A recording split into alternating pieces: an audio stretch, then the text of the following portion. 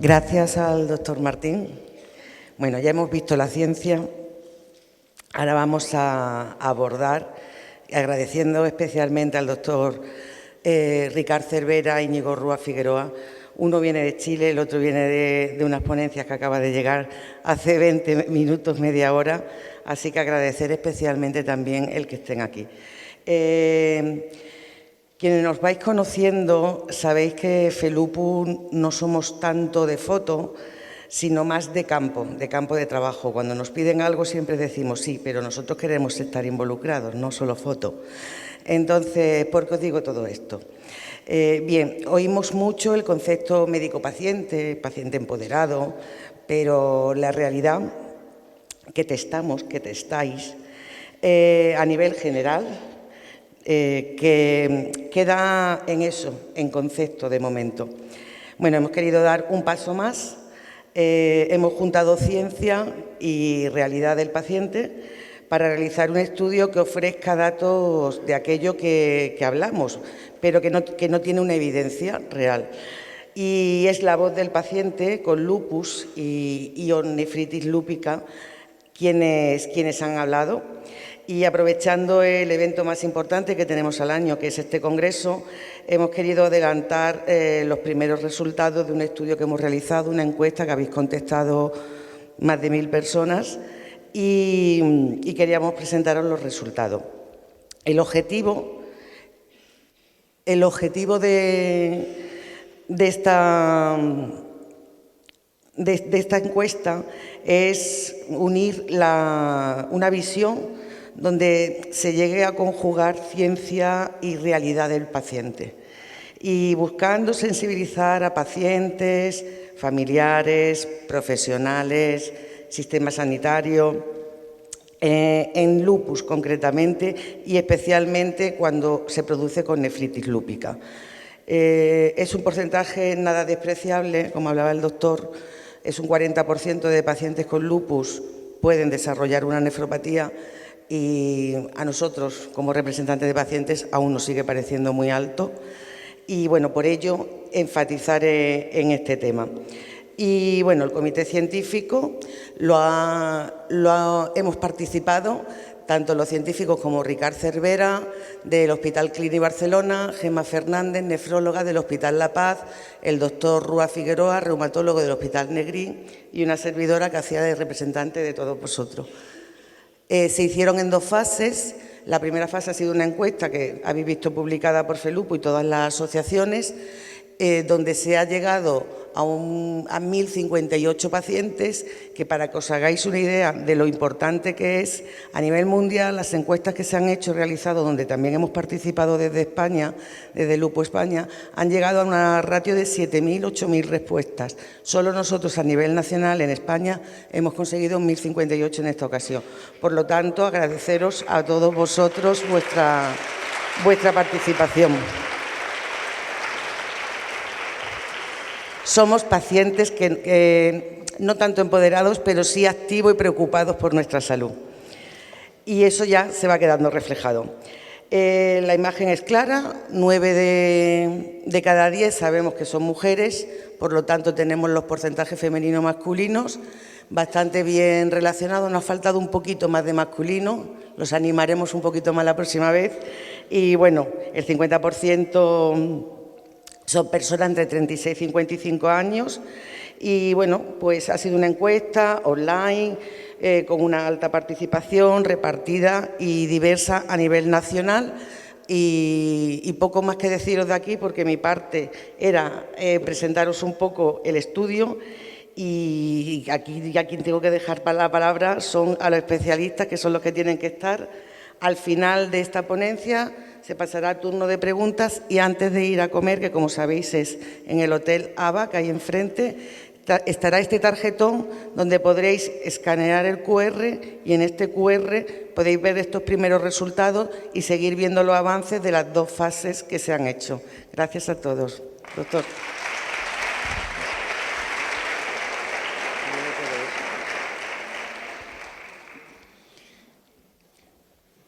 Bueno, en primer lugar, muchísimas gracias, Silvia, por la presentación.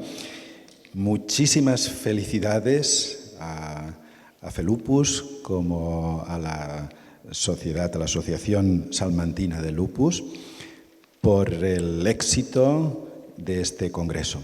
Un año más, las asociaciones de pacientes de lupus están demostrando su empoderamiento y su persistencia, su resiliencia a través de estos congresos. Para mí, aunque he hecho muchos kilómetros para llegar aquí, es un placer y un gran honor volver un año más a este foro. Y además, este año con un valor añadido, que es poder presentar los resultados junto al doctor Rúa Figueroa de esta encuesta que ha sido realizada a los pacientes con lupus y con nefropatía lúpica.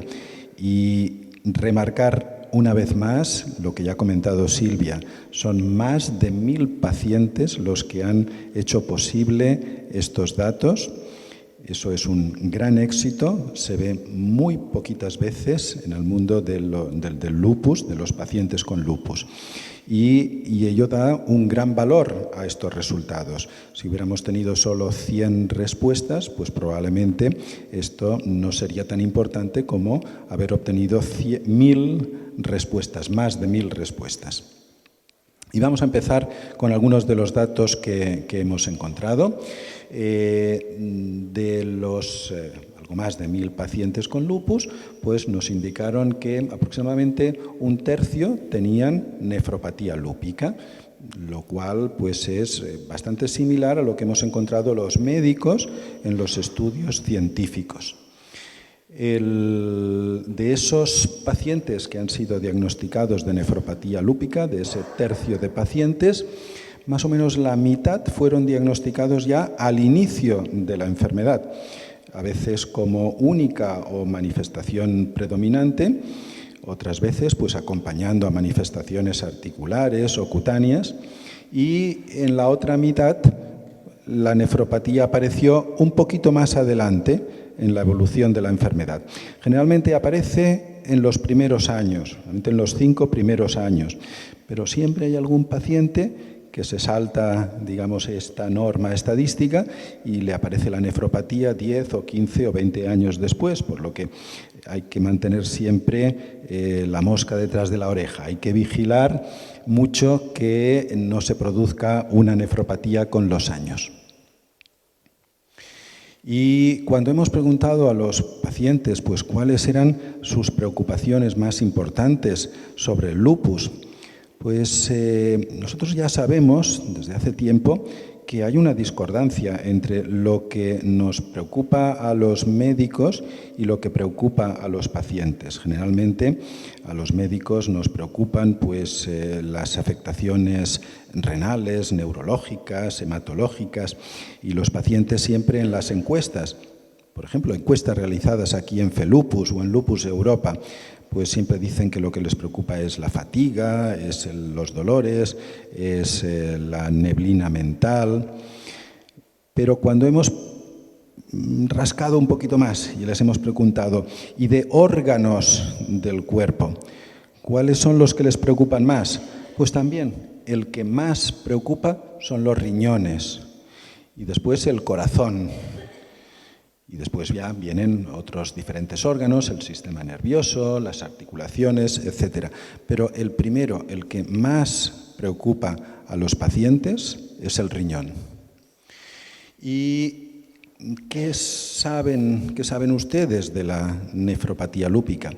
Bueno, pues nos ha gustado saber que la mayoría de los pacientes, prácticamente el 80%, 8 de cada 10, sabe que existe la nefropatía lúpica. Es un problema muy importante en el lupus y saben que existe. La mayoría pues saben bien en qué consiste, o bastante bien en qué consiste esta enfermedad, o al menos conocen el término, el nombre. Y cuando preguntamos, ¿y por qué lo saben? ¿Quién se los ha explicado? Pues vemos que un tercio de los pacientes se lo explicó el médico, lo saben a través del médico. Pero el resto, los otros 2/3, han obtenido la información por otras vías. Por ejemplo, a través de las asociaciones de pacientes. Y esto es muy importante, el papel de las asociaciones de pacientes en dar a conocer, en empoderar a los pacientes. En otros casos, pues a través de las redes, de las webs, de familiares, de otras personas. Y cuando hemos preguntado ¿y qué sabe de la nefropatía lúpica? ¿Cuáles pueden ser los síntomas que pueden hacer sospechar la nefropatía lúpica? Pues la mayoría de los pacientes saben que en los análisis de sangre salen cosas que pueden indicar que el riñón está mal. Pues la creatinina, diferentes cosas de los análisis de sangre, pues pueden indicar que el riñón está mal.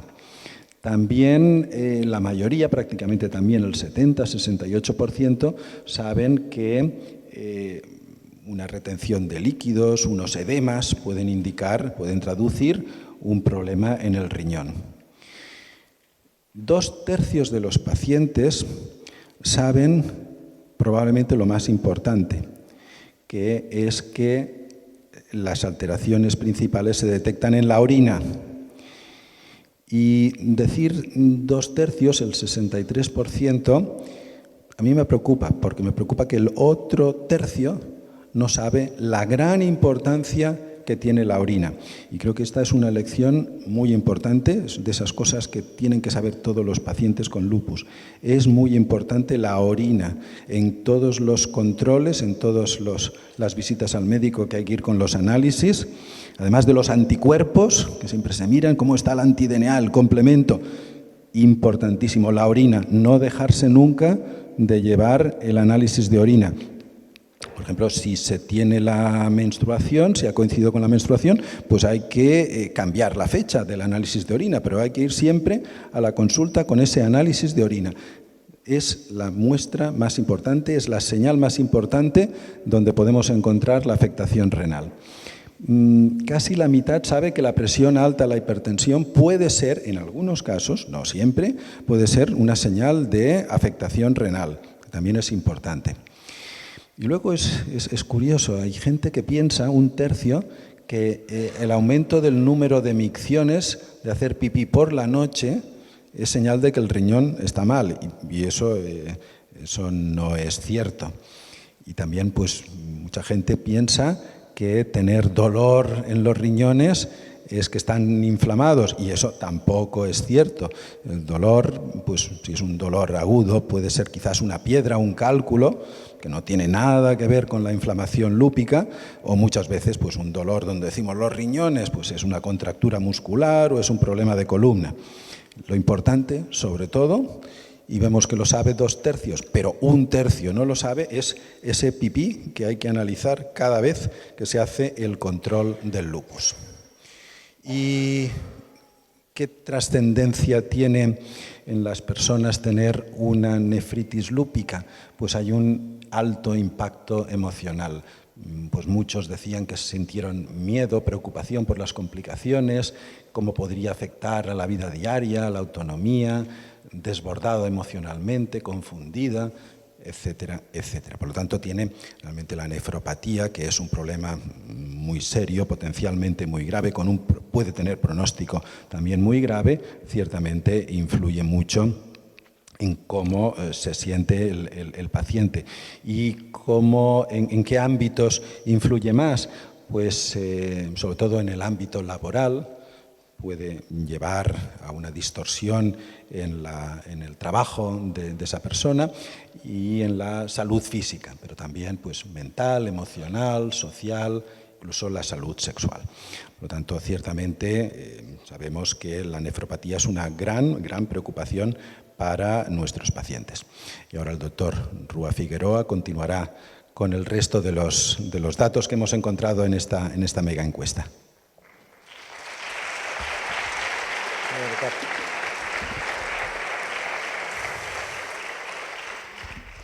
Bueno, agradecer, como no, pues a Felupus y a la organización que haya contado conmigo. Realmente es una responsabilidad, o yo lo veo así, de los que tratamos los médicos y los profesionales sanitarios que tratamos lupus, el participar, por así decir, en estos eventos extraasistenciales, ¿no? Es como las actividades extraescolares, pero actividad extraasistencial, ¿no? Creo que es una responsabilidad social y además, particularmente para mí, porque cada uno tiene sus percepciones, pues es un placer, ¿no? Porque es una manera de ayudar de otro modo, ¿no? Y porque además muchas veces pues no podemos hacer todo lo que nos gustaría en el tiempo tan restringido que tenemos dedicado a nuestros pacientes, ¿no? Bueno, entonces, continuando un poquito con el análisis así un poco, bueno, no todavía en profundidad, porque esto pues dará a objeto pues a uno o probablemente más artículos científicos, pensamos publicarlo y bueno, le daremos más vueltas, compararemos con otros estudios que se hayan hecho, etcétera, pero bueno, las reflexiones iniciales, bueno, esta diapositiva ya la ha comentado Ricard, únicamente me llama la atención a mí personalmente. Me llama la atención que en gran parte del impacto emocional, al diagnóstico de la nefritis está en los miedos, está en las incertidumbres, ¿no? Gran parte. O sea, el miedo a que la cosa se pueda complicar, supongo que hablamos de perder el riñón, como nos ha dicho el nefrólogo, y tener que entrar en diálisis. La mayor parte de los pacientes acaban sabiendo que si las cosas no van bien y al poco del diagnóstico se pueden quedar en enfermedad crónica avanzada, diálisis, trasplante, y eso pues siempre asusta, ¿no? Y también, pues, lógicamente, que la nueva situación de enfermedad o esa situación de afectación renal pues pueda complicar la vida diaria, la autonomía personal, etcétera, ¿no? Bien, en cuanto al acceso a la atención médica, pues me llamaba la atención que hay un porcentaje no pequeño de pacientes, que es en torno a un 20%, que expresan dificultades para acceder a las consultas de médicos especialistas. En gran parte pienso que se debe sobre todo a lo que es la asistencia más bien de naturaleza urgente, ¿no? Cuando al paciente le pasa algo, que en el lupus pues con frecuencia pasan cosas, ¿no? Y pasan cosas fuera de lo que es el tiempo dedicado de manera, digamos, rutinaria o programada en las consultas, ¿no? Pero una cosa también que me llama la atención es que, aunque no tengo datos, pero he mirado en ChatGPT, y el porcentaje de consultas que se resuelven por teléfono o correo electrónico ha ido creciendo con el tiempo, ¿no? Yo creo que después de la pandemia aprendimos a resolver problemas o por lo menos orientarlos a través de estos medios que creo que deberíamos ir potenciando porque, bueno, pues los médicos siempre nos quejamos, aunque no siempre tenemos razón en esa queja, de que nos faltan recursos, tiempo para asistir, ¿no? Entonces, todo lo que sea formas eficientes, sin necesidad de que el paciente venga a la consulta, que ocupen menos tiempo, pues siempre son buenas, ¿no? Bien, y luego otra cosa que también me ha llamado la atención positivamente es que el paciente está dispuesto a desplazarse a otros centros, ¿no? A otros, digamos, a centros de referencia, etcétera. Y esto es una cosa muy importante porque hay que centralizar los recursos, ¿no? Es decir, como veremos un poquito más adelante, pues no todos los centros que ven pacientes con lupus pues tienen pues, recursos de enfermería, etcétera, o tienen suficiente experiencia, o tienen consultas multidisciplinares bien establecidas, complejas, ¿no? Para ver estos pacientes y por lo tanto que el paciente esté dispuesto a que la asistencia se centralice es una buena noticia y nos debería hacer reflexionar, ¿no? Bien, bueno, esto es un poco la opinión sobre, me voy a centrar más que en los especialistas que ven a los pacientes, que eso, bueno, quizá tenga un poquito menos de interés, me voy a centrar un poco en cómo califican a los pacientes la calidad de atención de los médicos especialistas. Ya aquí me empiezo un poco a preocupar a ver estos datos porque también he mirado y he visto que en general la calificación de médico especialista en España, de los distintos estudios que hay en diferentes regiones y diferentes patologías, va de 7 a 9. Entonces nosotros estamos un poco en el límite inferior, ya me empiezo a sudar un poco. Bueno, y luego aquí se pregunta respecto a la información. La información, bueno, siempre los pacientes, y yo como paciente también, siempre la información que nos dan siempre nos parece insuficiente, la verdad. Siempre se queda uno como diciendo, hubiera preguntado esto, hubiera preguntado esto otro, no entiendo esto bien, se me olvidó lo que me había explicado en la última consulta. Pero bueno, es algo que veréis que va saliendo continuamente en la encuesta y que nos debe de hacer reflexionar, ¿no? Porque el 50% de los pacientes expresan que no han tenido explicaciones suficientemente claras. A mí esto me parece un dato preocupante, que no han tenido explicaciones suficientemente claras. Ya vuelvo a insistir que siempre hay una cierta insatisfacción, ¿no? Que es lógica, ¿no? Porque no se puede tampoco, a ver, ¿hasta dónde tenemos que explicar? Tenemos que explicar los mecanismos de enfermedad, tenemos que explicar a personas que no tienen formación para entenderlos. Entonces, bueno, a ver, la información, ¿hasta dónde, no? Pero yo percibo, en fin, y confirmo una percepción que tenía en mi centro, y esto me ayuda a ver que no solo me pasa a mí, que hay muchos pacientes que no están contentos con la información que reciben. Bueno, bien, con respecto a la información que han recibido, de la importancia que puede tener el seguimiento de la patología renal, lo cual es bastante trascendente, porque el paciente debe de saber percibir que la orina, pues yo qué sé, tiene mucha espuma, o que se han empezado a hinchar las piernas, y eso lo debe percibir pronto para consultar, ¿no? Es decir, sí, tiene que saber la importancia que tiene el seguimiento de la afectación renal, bien conocida o bien, el paciente a veces pues se pasa 2 años o 3 o 5 con lupus y de pronto empieza a padecer del riñón. Entonces, cuanto antes se diagnostica, como muy bien ha explicado el doctor Marín, pues cuanto antes se diagnostica la enfermedad, pues mejor, ¿no? Entonces, porque el riñón se daña muy rápidamente. Cuando hablamos los médicos, o al menos en lupus, de daño, hablamos de algo que ya es irreversible, es decir, que cada mes que pasa, pues el riñón va creciendo una cicatriz, va acumulando cicatriz, va acumulando pérdida de tejido, por así decir, funcional, y va haciendo, como también muy bien nos explicaba en esa gráfica, pues ese tejido es irreversible, ¿no? Entonces, cuanto antes se diagnostique y antes se empiece a tratar, mejor, ¿no?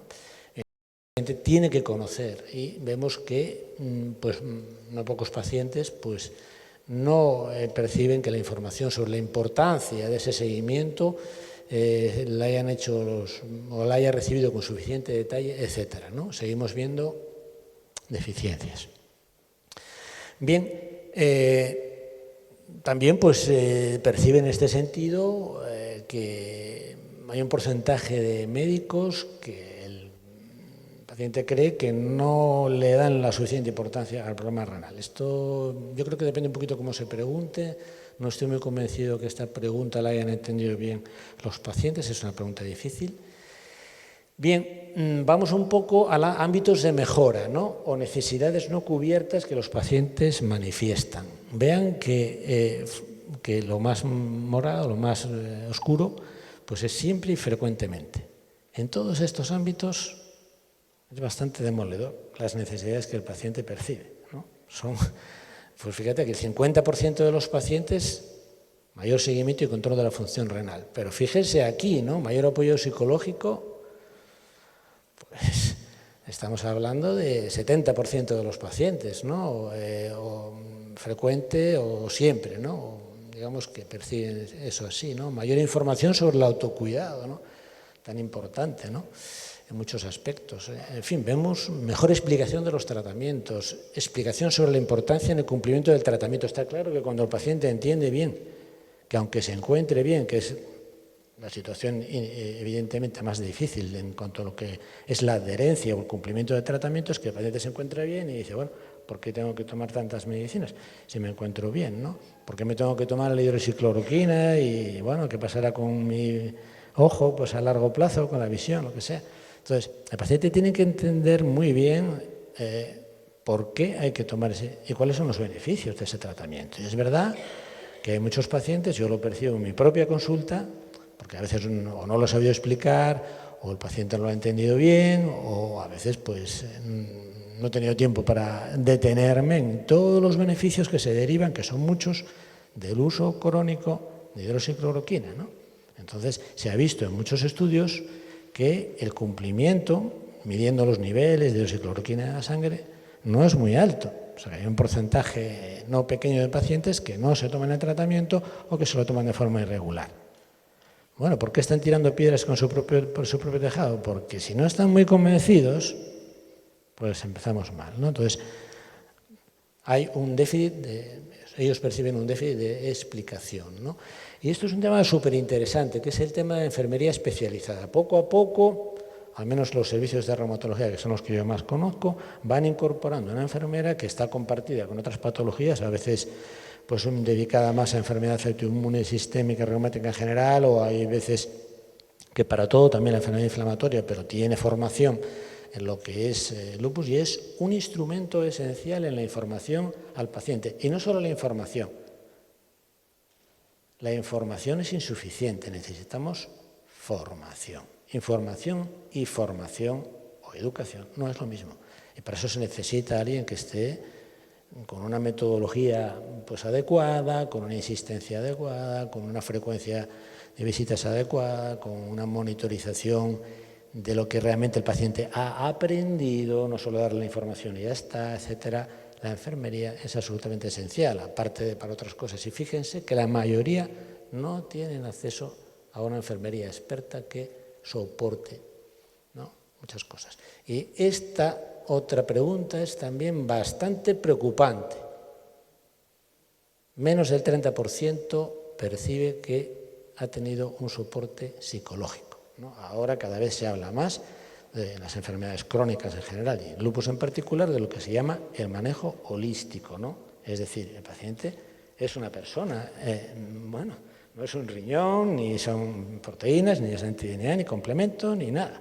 Es una persona y como tal, pues tiene pues, bueno, sus características peculiares, sus miedos, sus momentos en los que necesita pues, un soporte psicológico especial. Nosotros debemos aprender a percibir, debemos aprender un poco a identificar los problemas que los pacientes tienen. Nosotros hemos hecho en nuestro grupo y publicado estudios sobre la prevalencia de depresión en los pacientes con lupus autopercibida y no diagnosticada, y muchos pacientes tienen claros síntomas depresivos y si los mandas a los expertos, a la psiquiatra o al centro de salud, donde sepan hacer el diagnóstico de depresión mejor que nosotros, pues lo confirman. Y muchas veces esos pacientes no están diagnosticados y no reciben ningún tratamiento. Y eso puede ser en torno a un 15 o un 20% de los pacientes.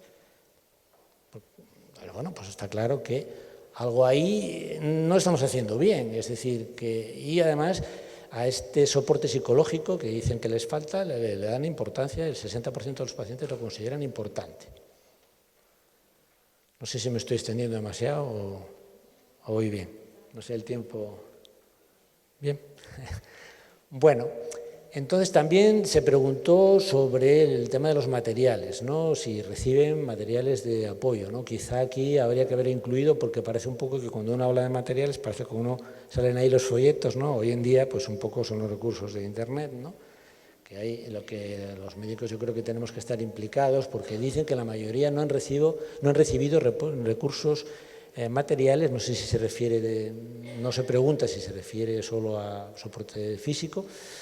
Sobre la salud renal. Probablemente sobre el lupus en general no saldría un porcentaje tan alto, ¿no? Bueno, pues creo que aquí nos tenemos que involucrar en, sobre todo, orientar, ¿no?, en la adecuada utilización de los recursos de Internet, que sean fiables, porque, bueno, pues hay, como todos sabemos, gran cantidad de información, pero de calidad mucho menos, ¿no? Entonces nosotros tenemos a veces a través de las sociedades científicas, por ejemplo a través de la página web de la SER, se puede encontrar información de calidad, pero siempre hay que individualizarla, ¿no? Porque si según uno le diagnostican de lupus, pues va directamente y se lee incluso información de calidad y ve ahí todo lo que le puede pasar y no le explican y se tiene que digerir él esa información, pues la cosa puede ser catastrófica, puede tener un efecto más negativo que positivo. Cada uno pues, es libre de hacer un poco lo que quiere, pero nosotros tenemos que aconsejar que esa información debería ser tamizada por el médico y dirigida por el médico, ¿no? Bien, pues yo creo que no tengo mucho más que decir. Podemos pasar a las preguntas, primero al doctor Marín, quizá, ¿no?, sobre la nefritis lúpica.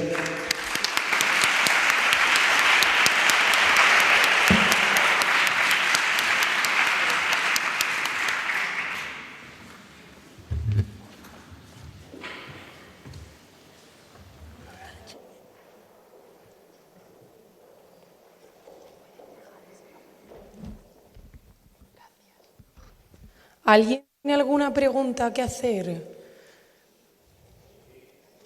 ¿Allí?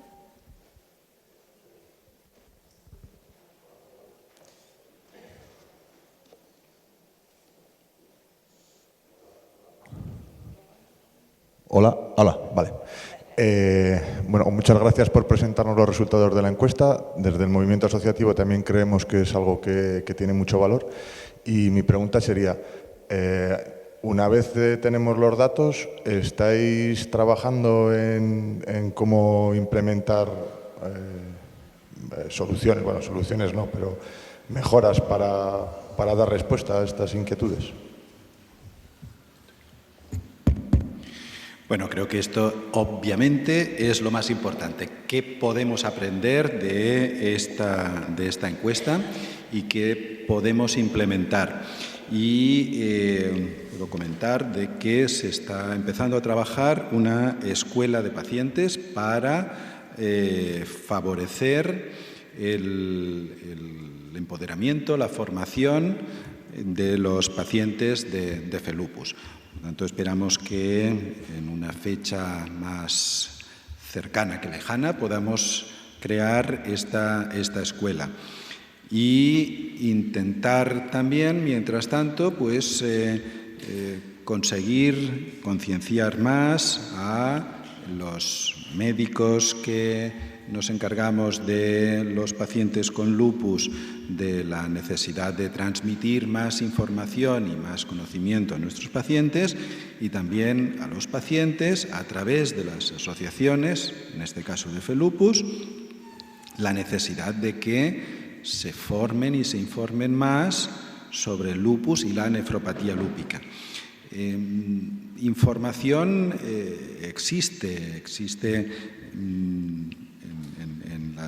si uno pasea a través de las webs tanto de FELUPUS como de las diferentes sociedades, asociaciones federadas, pues encontrará que hay mucho material, porque hemos ido generando mucho material. Ahora, por ejemplo, pues en la Federación Europea, en Lupus Europe, hemos hecho un gran esfuerzo con la creación de lo que se llama Lupus 100 preguntas y respuestas dedicadas a los pacientes, que las estamos traduciendo a los diferentes idiomas de la Unión Europea y que es un material excelente de primera mano para la formación de los pacientes en el lupus. Por lo tanto, esperamos en los próximos años realmente ver lo más pronto posible esta escuela de pacientes con lupus. Sí, yo añadiría, pues, bueno, la encuesta en sí hay que difundirla bien entre los profesionales sanitarios, porque ya en sí es una sensibilización. Si tú lees eso, pues caes en cosas, ¿no? Dices, igual. Y una de las cosas, por lo menos, que yo percibo, ¿no?, en muchos profesionales, en muchos compañeros, es que todos nos quejamos, los compañeros se quejan de falta de tiempo. Es decir, que parece que no tenemos tiempo destinado nada más que a ver los análisis, a poner los tratamientos, a ver cómo está el paciente, ¿no? Entonces, las quejas no sirven para nada, ¿no?, sino luego no llevan efectivamente a intentar mejorar esa situación. Y lo que hay que hacer es, indudablemente, optimizar esos recursos. Delegar, intentar conseguir una enfermera que es, bueno, de alguna manera supone ahorro de recursos. No es lo mismo una enfermera que un médico en formación, sueldo, etcétera, ¿no? Entonces, si tenemos una enfermera que cumple gran parte de esa función y la formamos, pues podemos ser más eficientes con el tiempo, utilizando material, mejorando nuestras capacidades. Es claro que en esta encuesta no he comentado todos los aspectos, pero en esta encuesta da la impresión de que nos faltan habilidades comunicativas, nos falta empatía con los pacientes. Todo esto, o sea, yo creo que habría que hacer también, bueno, quizás esto es una exageración, una escuela de médicos. Porque hay veces que realmente, quizá bueno, ya digo, el tiempo siempre nos está mordiendo, ¿no? Es como dicen en Canarias, el tiempo es como un perro pegado, no os voy a decir dónde. En Canarias es como tener un perro pegado y el tiempo siempre está ahí, ¿no? Pero no vale decir que no tengo tiempo, ¿no? Porque uno ve que si pone empeño y está sensibilizado de estas necesidades de los pacientes, pueden mejorar, sobre todo haciéndolo más eficiente. Entonces, también intentaremos a través de las sociedades científicas que haya sesiones donde esto, porque quizá también hay que aplicarlo no solo al lupus, sino a otras enfermedades reumáticas sistémicas que van a tener.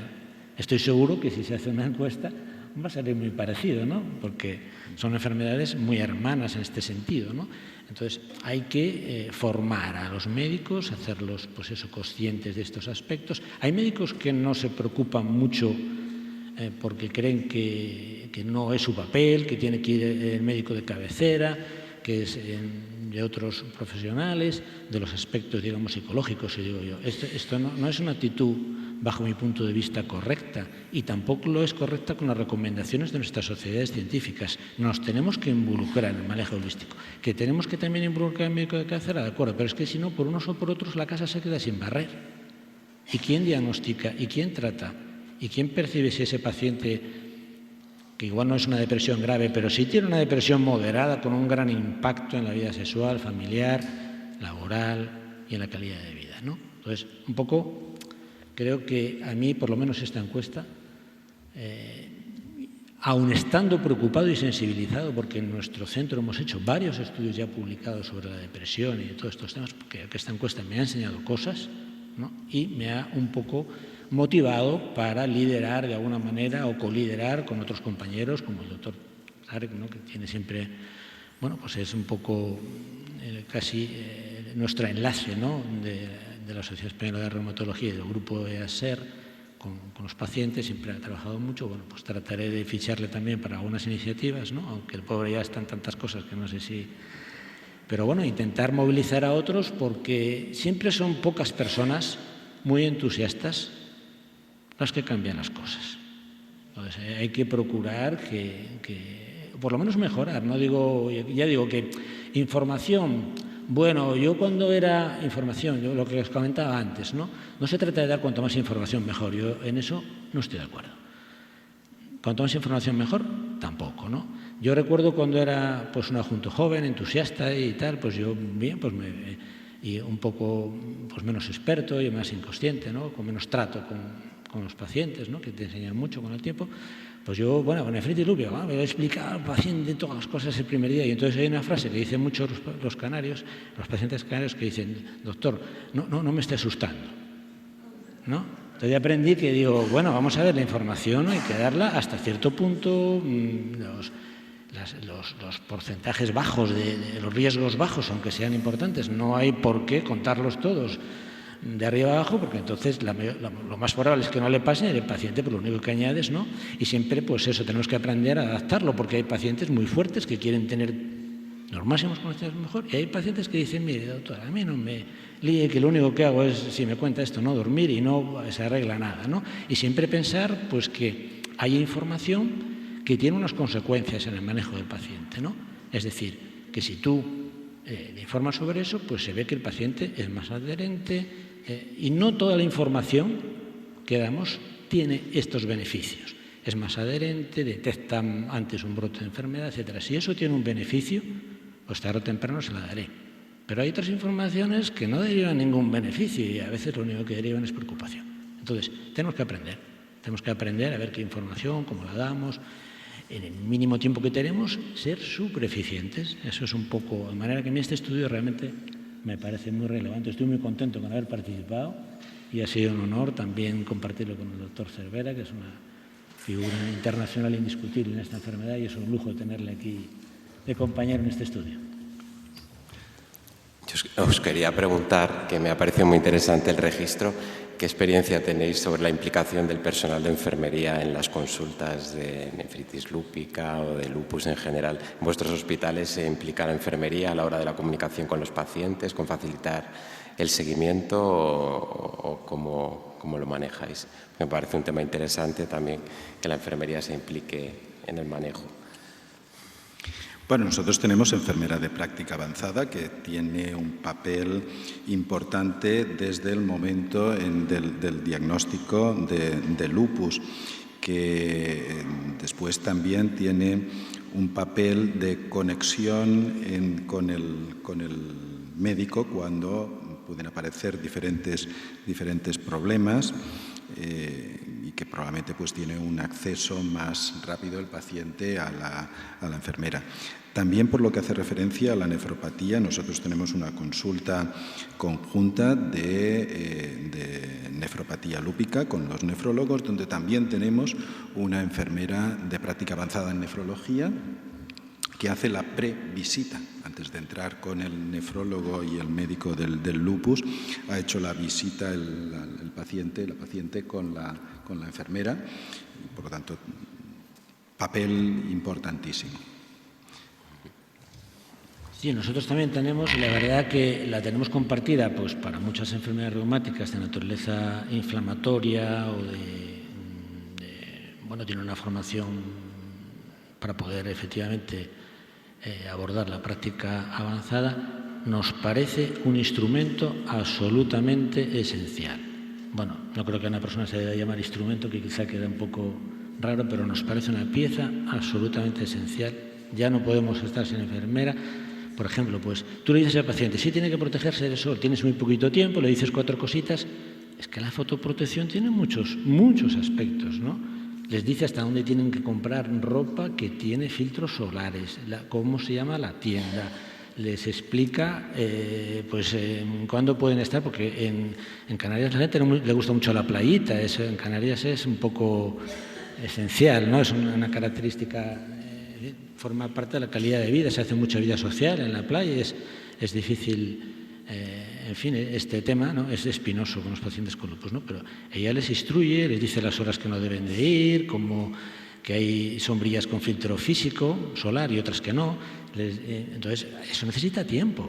O sea, eso en la consulta médica, yo no me puedo pasar media hora o 3/4 hablándole de eso, ¿no? Y luego lo que les explicaba, la educación en gran parte la hace ella. No solo la información, sino la educación. Ella va percibiendo, nos dice, es enfermo. A veces el enfermo, incluso, algunos pacientes tienen más confianza con ella, se sienten como más sueltos, como que les dicen cosas, por ejemplo, sobre la vida sexual. Es un tema que con los médicos cuesta, no sé por qué, pues es un tema un poco... La enfermera sabe, pues a veces preguntarle, no solo cuestión de tiempo, ¿no? Ir a lo que es... todos los aspectos de la vida diaria, ¿no? Y bueno, no sé, pues podría estar hablando 1 hora y me imagino que no nos gustará porque tenemos todos ya apetito y estamos cansados. Pero os podría estar hablando mucho tiempo de la cantidad de tareas, de control de tratamientos, de que el paciente vaya a las consultas de oftalmología cuando tiene que ir y no, aunque se encuentre bien, en fin, la labor que realiza en tema proactivo para la adherencia a los tratamientos, identificar mejor que nosotros qué pacientes son adherentes o no. Incluso nosotros tenemos publicado la eficacia de la enfermería en eliminar el hábito tabáquico. Bueno, pues eso está publicado por nuestro grupo y claramente se ve que la eficacia de un programa estructurado, gobernado por enfermería, es muy superior al consejo médico habitual. Es decir, que yo le digo al paciente, fulanito, ¿todavía sigues fumando? No fumes, que esto es muy malo para el lupus. Y también le explico, y además para los tratamientos y luego la enfermedad cardiovascular y tal. Pues muchas veces sí, tú se lo dices, pero no tiene eficacia, ¿no? Sin embargo, le mandas a la enfermera que tiene un programa, como digo, estructurado, que ha mostrado eficacia en otros estudios y tal, y consigue un porcentaje de abandono de hábito de tabaco mucho mejor que el nuestro. Está muy por debajo de lo ideal porque ya saben todos lo difícil que es eliminar ese hábito, pero está mucho mejor que el nuestro, por ejemplo. Y como eso, podría seguir.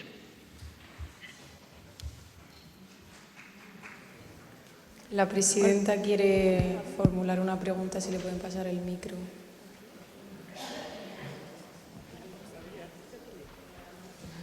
Buenas. Me dirijo especialmente al nefrólogo. ¿Cuántas veces es posible o necesario repetir una biopsia después de una confirmada? ¿Cuántas veces es posible rebiopsiar, me preguntas? Correcto. Bueno, depende un poquito de la evolución. Está claro que la biopsia inicial siempre hay que hacerla cuando están las alteraciones analíticas Y luego en el papel de la rebiopsia pues ya es más controvertido. En general, si la evolución no es buena y si sospechamos que puede haber algún cambio de clase histológica, porque el tema de la nefritis lúpica es que no es una patología estática. Conforme va avanzando la actividad de la enfermedad, pues también las lesiones en el riñón van cambiando. Entonces, si la respuesta no es buena y sospechamos que puede haber algún cambio de clase histológica, otra más agresiva, ahí está indicado rebiopsiar. Una segunda biopsia renal se suele hacer con relativa facilidad, ya más de 2, pues es un tema un poco más controvertido. Pero se puede rebiopsiar siempre que tengamos dudas de la actividad y del cambio de clase histológica y cuando la respuesta al tratamiento no está siendo adecuada. Gracias.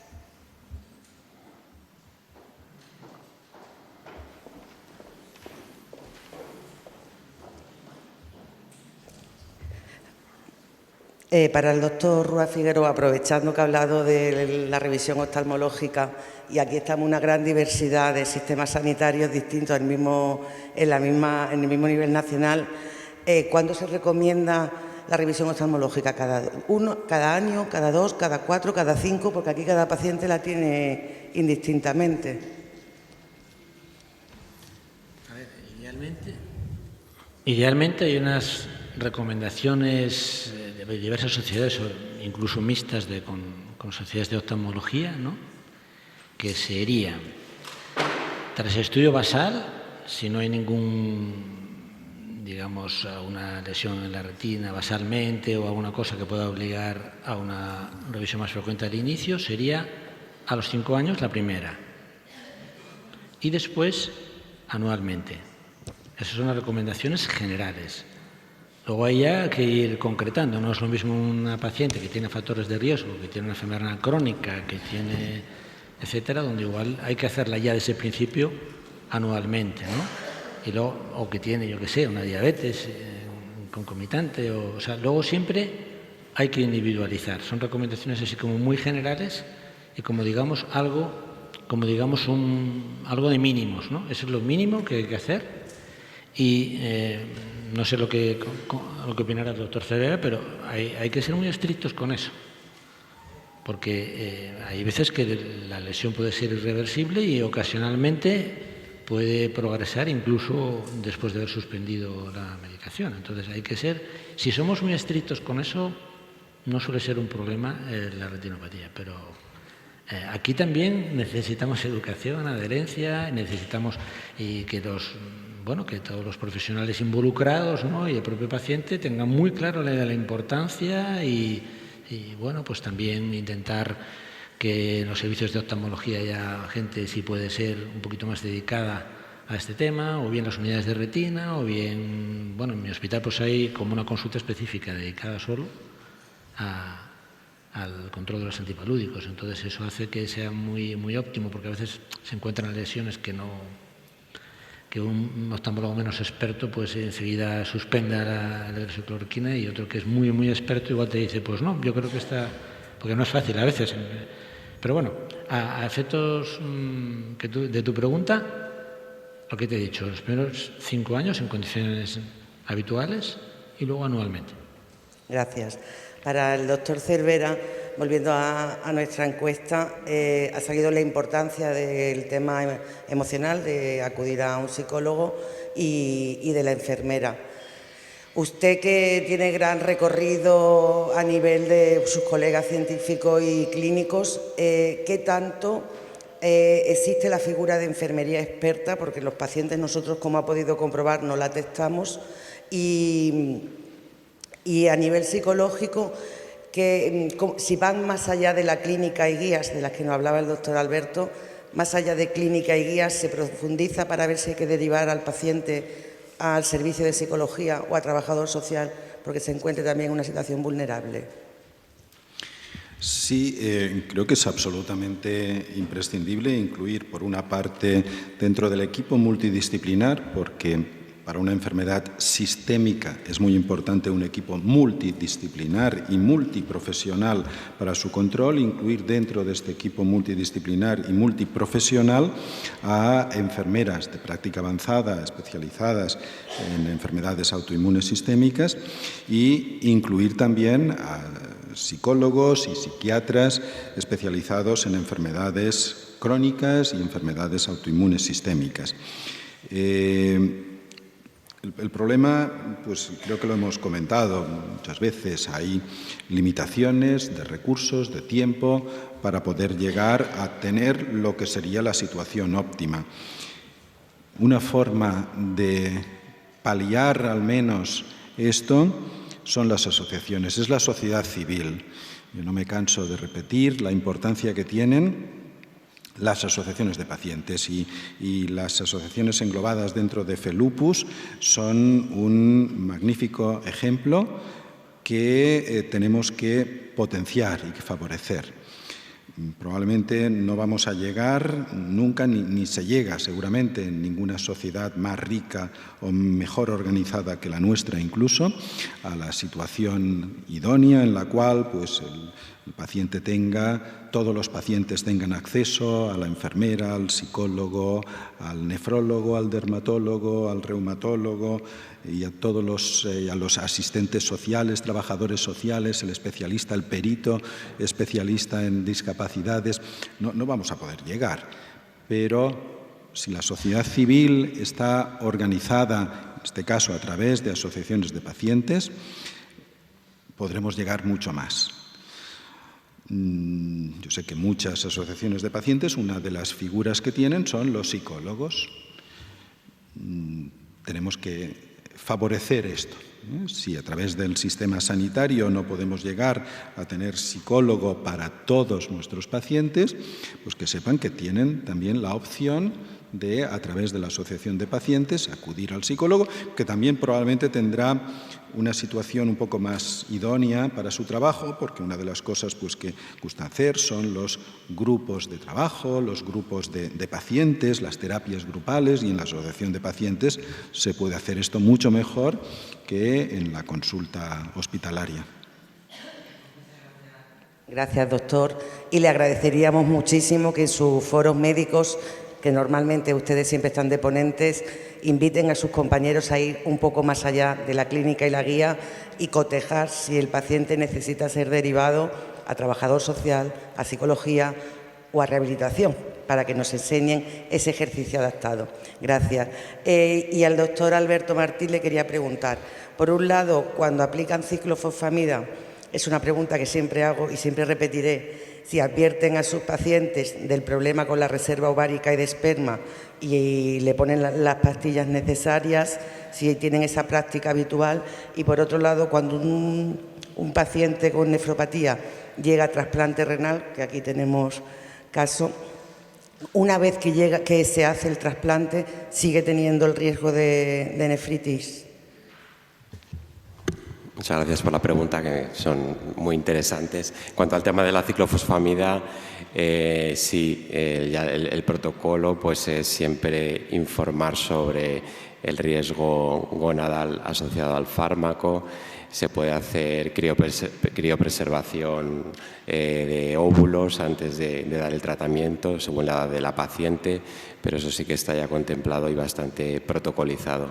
Y bueno, aparte de la toxicidad o de la infertilidad que puede producir, pues el resto de toxicidades de la ciclofosfamida, que no son nada despreciables, pues siempre se le explican bien a las pacientes.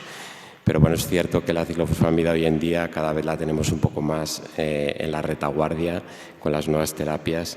Pues es un fármaco que, salvo aquellos casos que van verdaderamente mal y que son muy agresivos, pues la impresión que tenemos es que la estamos usando cada vez menos, precisamente por toda la toxicidad que tiene.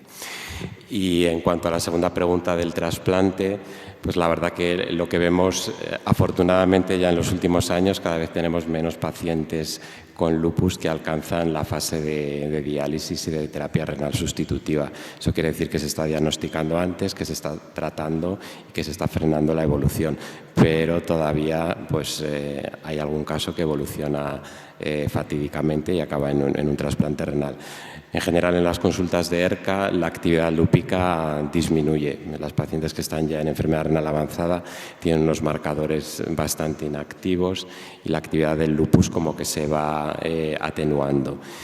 Cuando se llega al trasplante, pues la verdad que lo ideal es hacerlo cuanto antes. No hay motivo de decir vamos a esperar a que se negativicen completamente los anti-DNAs, aunque el complemento se normalice.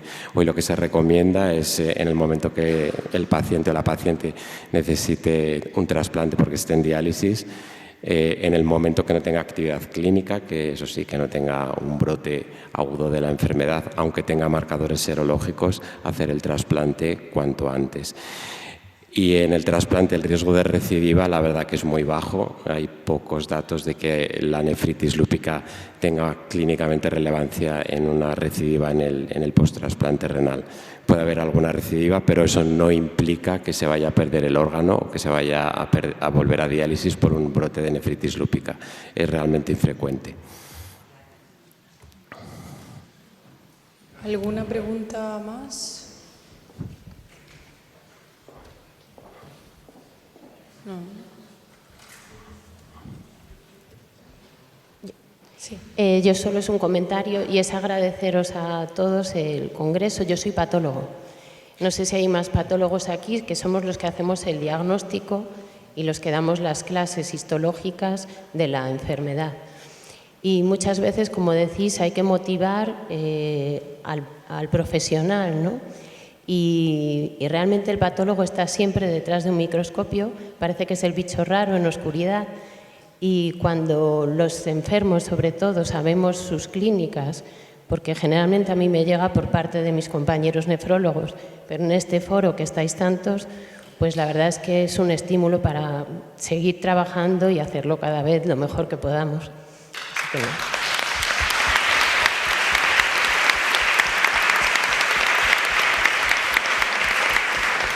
He de decir, si me lo permitís, que en Salamanca somos muy afortunados de tener a una patóloga como Patricia, que es, minuciosa, ¿no? Lo siguiente a la hora de describirnos las biopsias renales, de describirnos todas las lesiones del lupus, que no son nada fáciles, por otra parte, y tenemos la suerte de tener una comunicación directa con ella y de poder mandarles la muestra y al día siguiente o el mismo día tenerla ya estudiando la biopsia y dándonos información. Y en ese sentido creo que las pacientes son las principales beneficiadas, pero es una suerte poder contar con su apoyo.